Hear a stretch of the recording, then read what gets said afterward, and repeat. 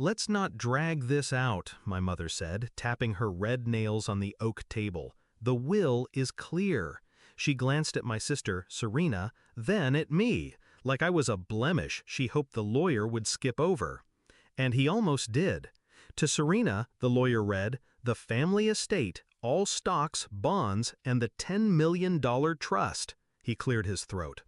To Ava, a pause, I braced myself, "Our deepest encouragement to go make her own fortune." My father chuckled.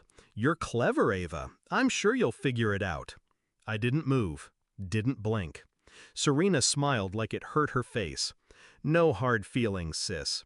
We just invested in the daughter with potential." I looked across the table, at the marble floors, the velvet drapes, the smug faces. And I said nothing, but I heard everything. They were never subtle. Serena was the prodigy, Ivy League, beauty pageants, daddy's girl, mommy's favorite. I was the other one. I didn't cry when they forgot my birthday. I didn't argue when Serena got a Porsche at 16 and I got a used Civic. I observed, and I remembered. What they didn't know was that while they were crafting their golden daughter, I was spending every summer with grandfather James, the black sheep of the family, too blunt, too rich, too aware. He taught me chess at 8, business strategy by 12. Told me once, "Don't fight for a seat at their table, build your own table, then buy theirs." 3 months before the will reading, grandfather called me in. "Get ready," he said. For what? For them to reveal who they really are. So at the reading, I didn't flinch. But as the lawyer closed the file and my parents reached for champagne, grandfather reached into his coat pocket, pulled out a check, slid it across the table. I didn't touch it. I let it sit there, face up. $90 million, signed, dated, real. My mother's glass slipped from her hand and shattered on the floor. Serena stood. "Wait, what?" Grandfather leaned back, calm, calculated. "I told you both years ago, if you left Ava out, I'd handle it my way." My father's voice cracked.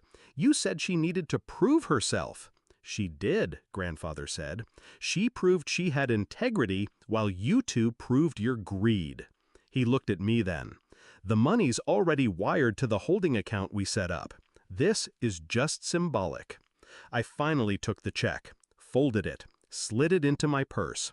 My silence was louder than any scream. Serena followed me out into the driveway. Her heels clicked like gunshots behind me. "You planned this," she hissed.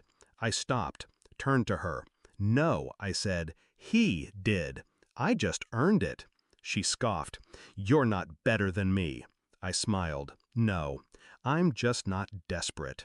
Then I got in my car and drove away.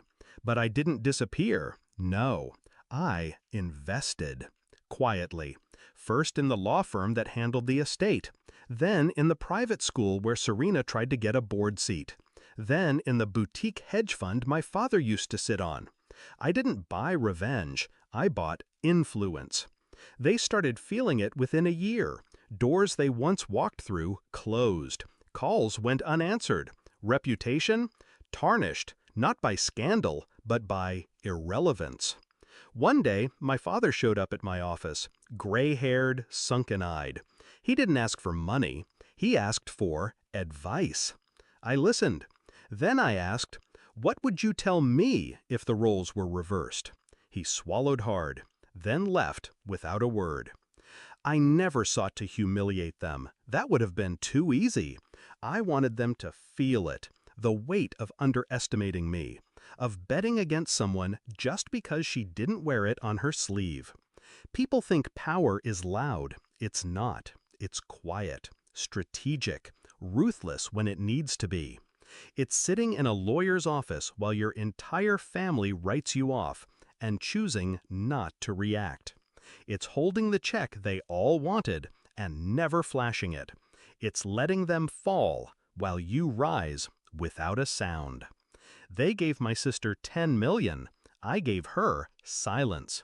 They told me to make my own money.